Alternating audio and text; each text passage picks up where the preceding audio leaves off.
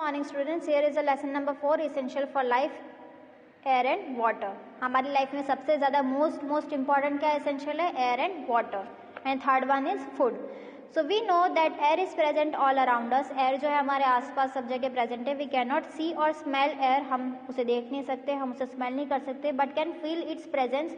जब वो मूव करती है तो हम उसका प्रेजेंस जो है वो फील कर सकते हैं। Air is essential for existence of life. और एयर जो है वो काफ़ी इसेंशियल है, काफ़ी ज़रूरी है हमारी लाइफ को एग्जिस्ट करने के लिए, हमें जीने के लिए। So atmosphere, our earth is rounded by a blanket of air called the atmosphere. हमारा जो अर्थ है वो एक ब्लैंकेट ऑफ एयर से सराउंडेड है, एक ब्लैंकेट टाइप एयर बनी हुई है जिसे हम एटमॉस्फेयर कहते हैं हमारे अर्थ पे। The atmosphere extends to height of about 300 kilometre above the earth. Atmosphere जो है वो 300 किलोमीटर अर्थ के ऊपर की सरफेस पे है। As we go higher up in the atmosphere, जैसे जैसे हम उसे हायर अपवर्ड साइड हमारे अर्थ के साइड जाते हैं एटमॉस्फेयर पे, the amount of air becomes lesser. जो एयर जो होती है वो लेस होती जाती है। That is why mountains take oxygen cylinders. जब हम माउंटेन्स पर जाते हैं और माउंटेनियर्स जो होते हैं उन्हें ऑक्सीजन सिलेंडर्स की ज़रूरत पड़ती है। The gravity pulls the layer of air towards the surface of the earth. और जो ग्रेविटी होती है वो उसे pulls the layer of air, वो लेयर एयर की जो लेयर है वो उसे खींचती है। So to the surface of the earth. Now layers of atmosphere, we have layers of atmosphere. Exosphere is 320 kilometer, thermosphere is at 80 kilometer, mesosphere is 50 kilometer, stratosphere is 12 kilometer, and troposphere. So here we have troposphere. It is the lowest level. All the changes in weather occur here. सारे weather के जो changes है वो यहाँ पर होते हैं. Stratosphere above the troposphere. Stratosphere is present. Jet planes fly in this layer. और jet planes जो है वो यहाँ पर फ्लाई करते हैं because the clouds are rare. यहाँ पर कम क्लाउड्स होते हैं. Ozone gas present in this. Ozone gas जो है वो इसमें प्रेजेंट है. लेयर्स अब absorbs the harmful UV raise.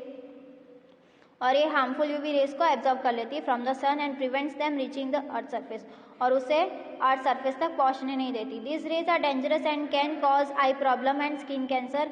ये जो रेज है काफ़ी डेंजरस है जिसकी वजह से हमें आई प्रॉब्लम्स और स्किन कैंसर हो सकता है. Now mesosphere, this is a third layer. Meso means middle. Meso मतलब मिडल होता है. Meteorites and small rocks moving in space and burnt out here. Meteorites है, स्मॉल रॉक्स है, वो यहाँ स्पेस पर बर्न होते हैं. दस they do not reach the earth. और इसी वजह से वो अर्थ पर नहीं पहुंच पाते. Thermosphere, this is the fourth layer of the atmosphere. ये फोर्थ लेयर है. Space shuttles move in this layer. Space shuttle जो है वो यहाँ पर मूव करते हैं of the atmosphere. This layer helps in transmission of radio and television programmes. Radio programmes और टेलीविजन जितने भी प्रोग्राम्स है वो ये लेयर जो है वो सिग्नल को ट्रांसमिट करने में हेल्प करता है in any part of the world as it reflects radio waves. और वो रेडियो वेव्स के थ्रू रिफ्लेक्ट होता है. So here is a page number 184. Exosphere, this is the outermost layer. Here the Earth's atmosphere becomes a part of the space. अर्थ की जो atmosphere है उसके भी बाहर का जो स्पेस है उसे हम एक्सोस्फीयर कहते हैं. It contains a very little air. इसमें काफ़ी कम एयर होती है. At a height of 700 to 1500 kilometre तक की इसकी हाइट होती है. Weather satellites orbit the earth and communication satellites at the height of 36,000 kilometre. और कम्युनिकेशन जो होता है हमारा सैटेलाइट का के थ्रू वो 36,000 किलोमीटर तक का होता है. So importance of atmosphere. अब एटमॉस्फेयर की इंपॉर्टेंस क्या है? It maintains the temperature of the earth. Earth का जो टेम्परेचर है for the survival of living things को सर्वाइव करने में हेल्प करता है. It burns the meteorites before they reach the earth surface. वो मेटेओराइट्स को बर्न कर देता है जब तक अर्थ की सरफेस तक पहुंचे उससे पहले वो उसे बर्न कर देता है. It protects us from harmful UV rays of the sun. वो हमें हार्मफुल यूवी रेज जो सन की है उससे वो प्रोटेक्ट करता है ना. Composition of air. अब एयर कैसे बनती है?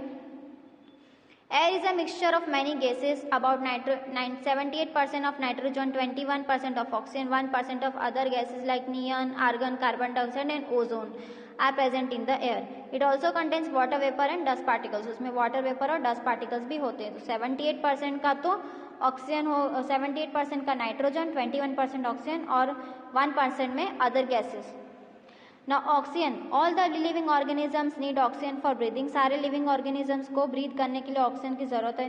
We can not burn anything without oxygen, हम कुछ भी बर्न नहीं कर सकते ऑक्सीजन के बिना, so oxygen is also necessary for burning, और ऑक्सीजन इसीलिए हमारे ऑल्सो नेसेसरी, और बर्निंग के लिए भी ऑक्सीजन जो है वो ज़रूरी है। Nitrogen, all the living things require nitrogen for their growth, living things, सारे लिविंग थिंग्स को नाइट्रोजन की ज़रूरत होती है उसके ग्रोथ के लिए, but they can not use nitrogen directly, वो नाइट्रोजन को डायरेक्टली यूज़ नहीं करते हैं in the air.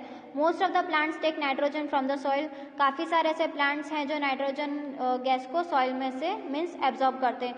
Nitrogen is added to the soil through fertiliser, nitrogen जो है वो सॉइल में ऐड किया जाता है फर्टिलाइजर के through.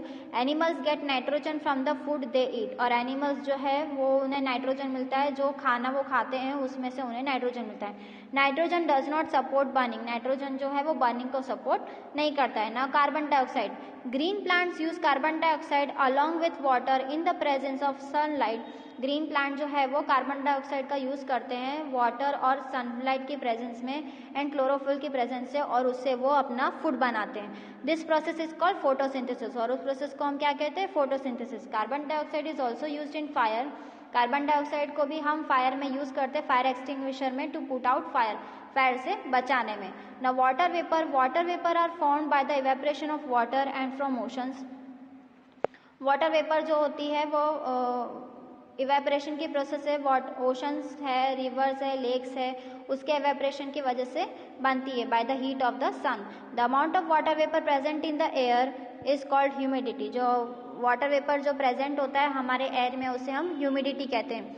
The water vapour can change the weather, और वाटर वेपर जो है वो वेदर को चेंज कर देते हैं। It condenses to form clouds, और वो क्लाउड्स बनाते हैं, rain, fog and snow. When the amount of water vapour is more in air, जब वाटर वेपर जो है वो एयर में ज़्यादा होता है, द ह्यूमिडिटी इज हाई, और ह्यूमिडिटी जैसे हाई होती जाती है, air is said to be humid, और एयर जो है वो ह्यूमिड हो जाती है, मीन्स जो चिपचिपी होती है ना वो। सो क्योंकि वो उसमें जो मॉइस्चर रहता है एयर में वो प्रेजेंट होता है। When the amount of water vapour is less in air, जो अमाउंट ऑफ वाटर वेपर है वो कम होता है, द ह्यूमिडिटी इज लेस, और ह्यूमिडिटी जो होती है वो less, and air is said to be dry, और एयर जो होती है वो dry. You feel comfortable in humid air because the sweat from your body surface does not evaporate easily. You feel uncomfortable in humid क्योंकि हमारे body का जो sweat है वो easily evaporate नहीं होता, तो हमें uncomfortable feel होता है। Other gases, the other gases that contains are ozone, helium, neon, argon, etc. Neon and argon gases are use to produce colourful glow in electric bulbs, और neon argon gases को हम जो glow होता है electric bulbs में colourful glow होता है वो उसमें बल्ब्स एंड ग्लास ट्यूब्स में ऐड करते हैं। Besides this gases air also contains dust particles and smoke, air में भी ये सारे गैसेस तो होते हैं, उसके साथ में डस्ट पार्टिकल्स और स्मोक भी अवेलेबल होता है हमारे एयर में। नाउ इम्पोर्टेंस ऑफ एयर, अब एयर की इंपॉर्टेंस क्या है? We know that air is necessary for all living things, let us discuss the importance of air. Now air is needed for breathing, air जो है हमारी breathing process में काफ़ी helpful है। Plants and animals breathe through air, the air we breathe in is called inhaled air, जो हम breathing करते हैं उसे हम इनहेल्ड एयर कहते हैं, जो हम ब्रीद आउट करते हैं उसे हम एक्सहेल्ड एयर कहते हैं। Our body uses the oxygen present in the air and gives out, हमारी बॉडी जो है वो ऑक्सीजन यूज़ करती है जो एयर में प्रेजेंट होता है, और गिव्स आउट जो बाहर निकालती है gas that is carbon dioxide. This exhaled air has less oxygen, जो एक्सहेल्ड एयर होता है उसमें कम ऑक्सीजन होता है और उसमें कार्बन डाइऑक्साइड ज़्यादा होता है, और इनहेल्ड एयर में कार्बन डाइऑक्साइड कम प्रेजेंट होता है। It also has more water vapour and is warmer than inhaled air, और उसमें ज़्यादा वाटर वेपर होता है और वार्मर होता है इनहेल्ड एयर में। Air is needed for burning, air जो है बर्निंग में हेल्पफुल है। Air is necessary for burning of things, कोई भी चीज़ को अगर हमें जलानी है तो उसमें हमें एयर की ज़रूरत होती है। For example to burn candle, अगर हमें कैंडल को बर्न करना है, पेपर को बर्न करना है, कैरोसिन ऑयल को बर्न करना है, कुकिंग गैस, तो सभी चीज़ों में एयर जो है वो नेसेसरी है। The oxygen gas present in the air helps in burning, और ऑक्सीजन गैस जो है वो एयर में प्रेजेंट होती है और उसी वजह से बर्निंग प्रोसेस होती है। Now other uses of air, moving air helps in the formation of different weathers, जो मूविंग एयर होती है वो वेदर्स को helps in the formation of different weather, अलग अलग वेदर बनाने में मूविंग एयर हेल्पफुल है। Hot, cold, wet, dry, windy. Moving air is helps in movement of gliders, moving air जो है वो ग्लाइडर्स को मूवमेंट करने में हेल्प करता है, काइट्स को मूव करने में, पैराशूट एंड सेल बोट्स को। Air is use to inflate football, air जो है वो फुटबॉल को इन्फ्लेट करने में, ट्यूब्स और टायर्स को इन्फ्लेट करने में हेल्प करता है। Air helps in rotating the blades of windmill, air जो है वो विंडमिल को रोटेट करने में, and this is use to generate electricity, और वो जो एयर है जिससे विंडमिल रोटेट करता है उसके ब्लेड्स जो रोटेट करते हैं और उससे इलेक्ट्रिसिटी बनती है, मीन्स जनरेट होती है। So here is your part 1 of lesson number 4 is finished. I hope this video will help you to learn at home. Stay safe, keep learning and watching this video. Stay tuned till our next session. Bye bye, take care, have a joyful day, have a wonderful day.